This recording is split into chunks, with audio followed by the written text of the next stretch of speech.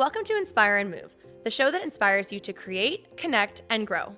I'm going to bring you meaningful conversations, aha moments, and all the motivation you need to up-level every part of your life. I'm Ali Aruda, founder of Inspire and Move, and your personal hype girl.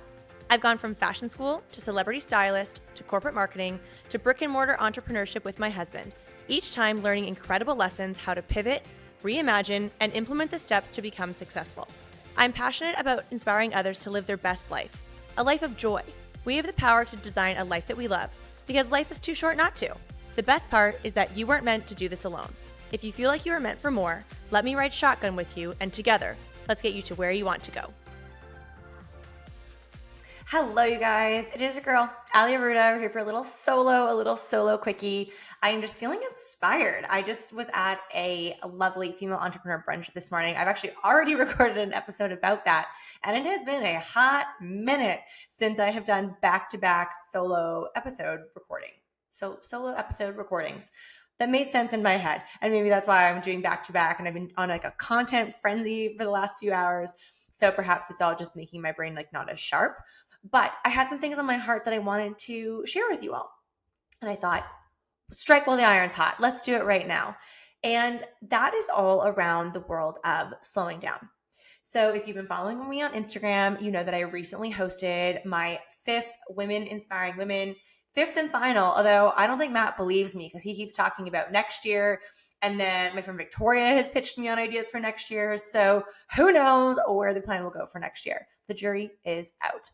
But I am coming off of that big event. We've had a full summer of events with the Sweat Social events, with the Girlfriends Walk events in Ontario, in Arizona. We are working on one for California and a couple of other events along the way. So it has been a very full summer, along with running a gym and being a personal trainer and podcasting and wanting to, build time for our own life and selling our house, like a lot of big moving parts in my life and in our business for many, many months.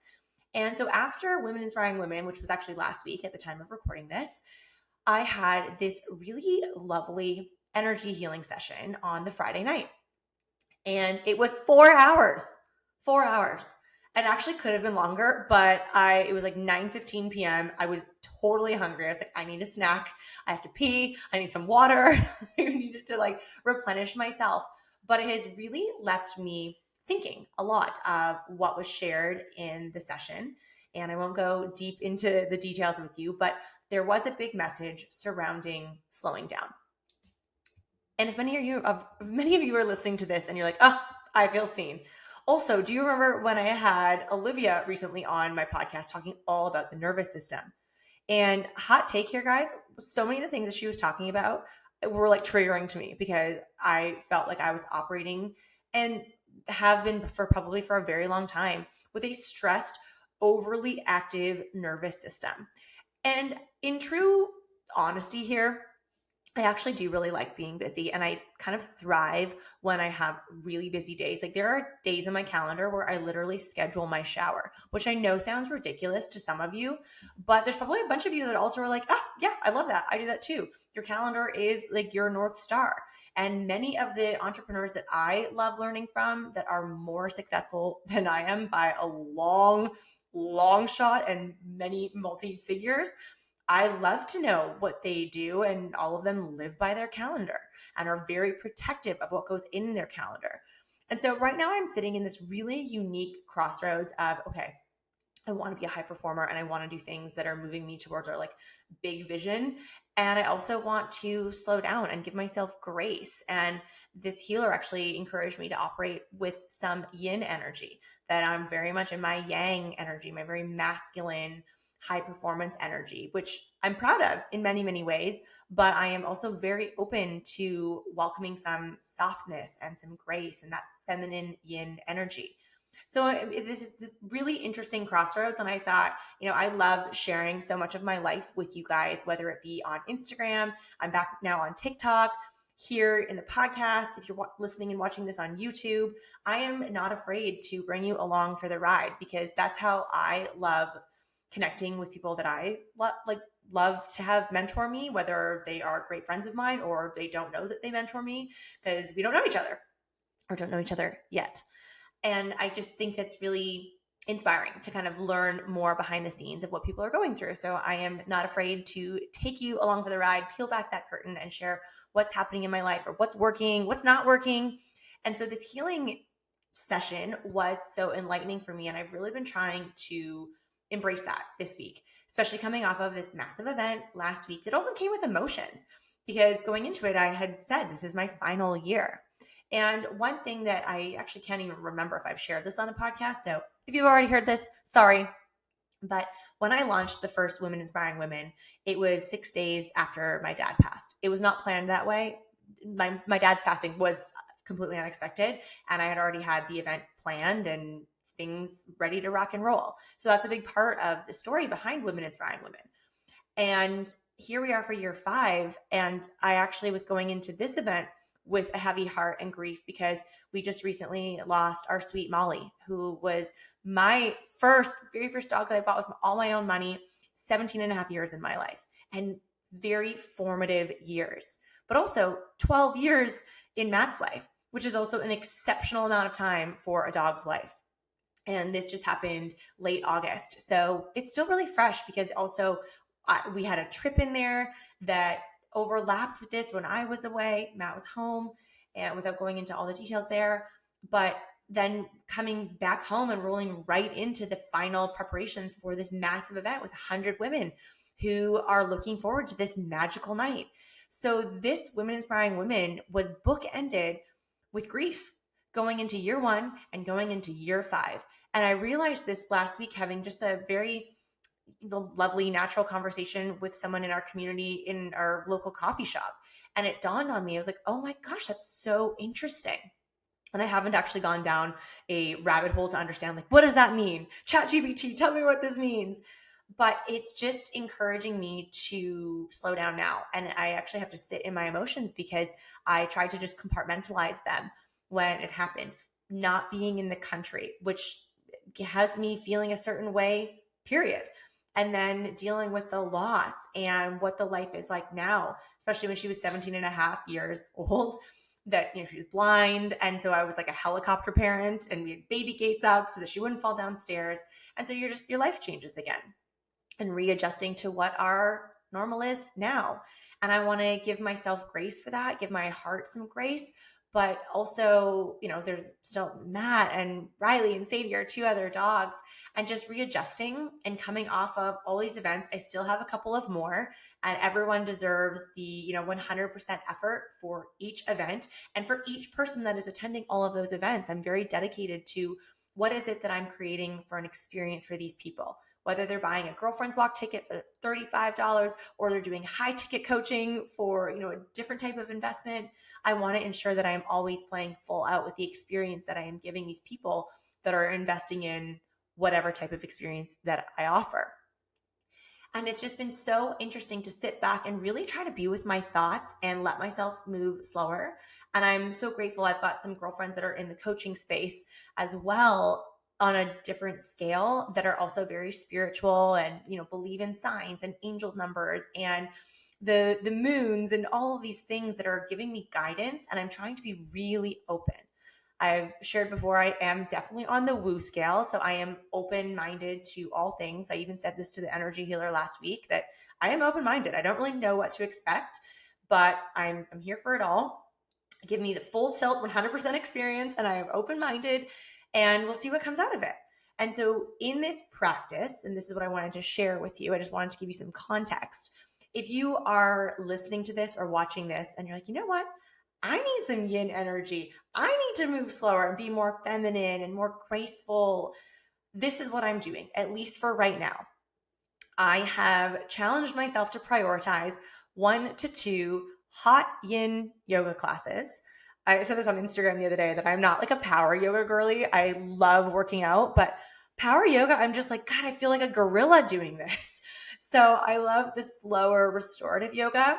Our instructor, Kayla at Benchmark, she teaches a lovely class, and she's opened a yoga studio of her own, which I'm just so excited to spend more time at, but also a hot studio that has this hot yin class. And I'm doing that. It's actually at 12 o'clock, which is an odd time, but it works really well for me. And so I've been building that into my calendar 1 to 2 times a week. even last week when it was full event week and it felt so distracting. The one that I went to on Wednesday, the day before the event, was not good for my mindset. I was very cluttered, but still proud of myself for going and just prioritizing that in my schedule. So adding those hot yin classes as well as my daily walks, dog walks, and my strength training and cardio workout days. I am adding in, well, tart cherry juice I've been a big fan of, but I do tart cherry juice as well as my Gut Personal Sleepy Mocktail. I'll actually include that link in the show notes because I'm really enjoying that to pair with the tart cherry juice and enjoy that before bed. Before bed, well, Matt and I do enjoy watching some shows together. So we will watch some TV and then I will power down kind of between like a 9:15 and a 9:30. And I will go upstairs to either read, but recently, since the energy healing session, I have been journaling. I have a very busy mind, whether it be just, going deep in my own thoughts or thinking about things like I need to text this person. I want to do this nice thing for this person or something work related. My mind is always going. And actually, this practice of journaling before bed has been great for me because I can clear out my mind. And for some of you, totally do journaling, and maybe others, you actually just need a notepad beside your bed and you need to just write down these things, which I also do.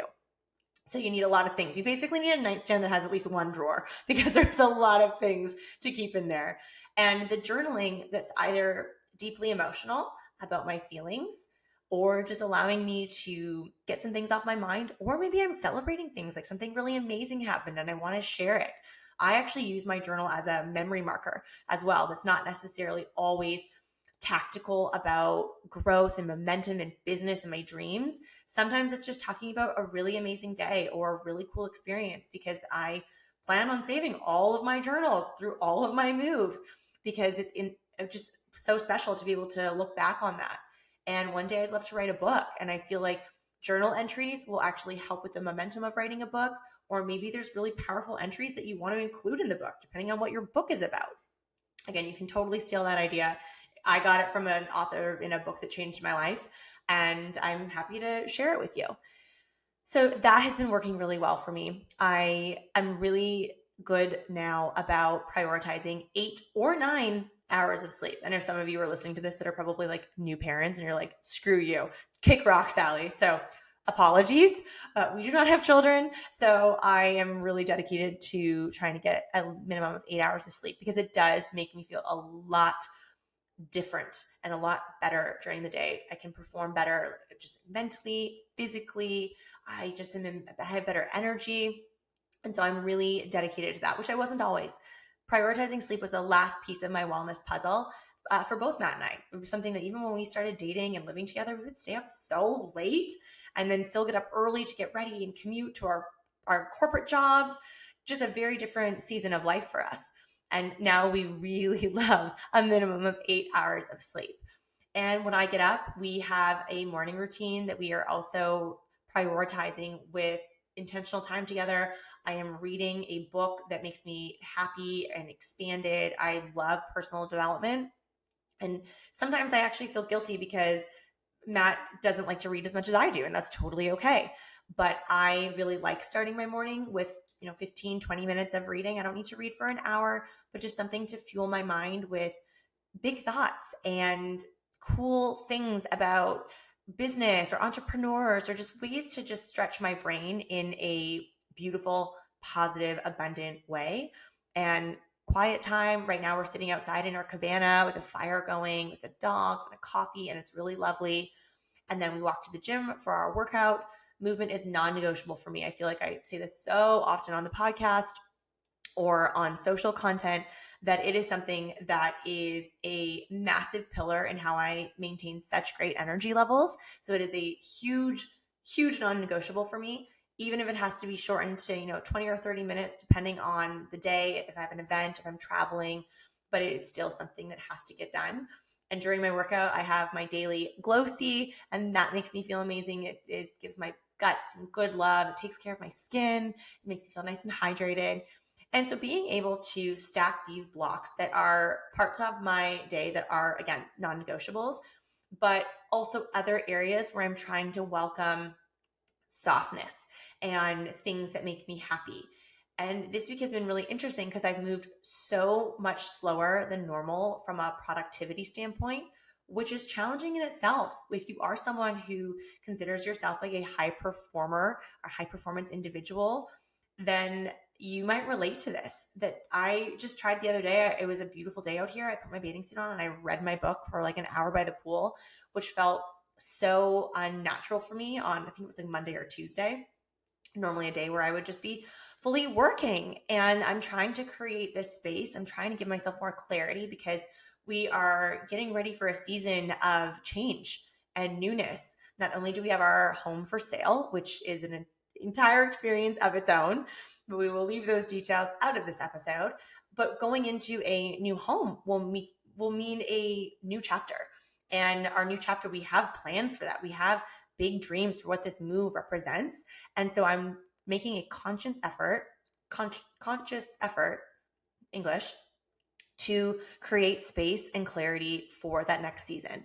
And I just finished this book called Inner Excellence. I'm going to link it in the show notes because it was just, it was so good. Chef's kiss. It came highly recommended from a few new friends of mine from California that are all exceptional individuals and very, very successful with what they do. So I took that book recommendation. And so here I am passing it on to you. It was wonderful.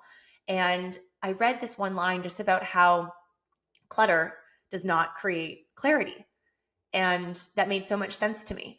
So this is something that I'm really trying to sit with, in addition to coming off of the energy healing of moving slower.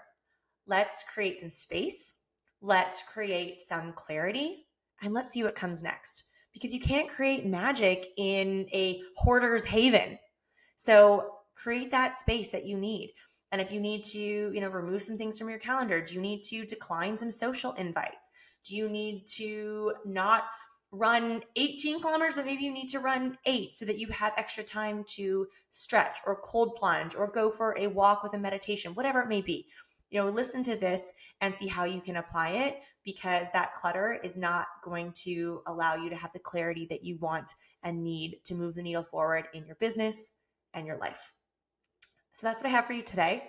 I am sending you so much love. I am sending you just like peace and light.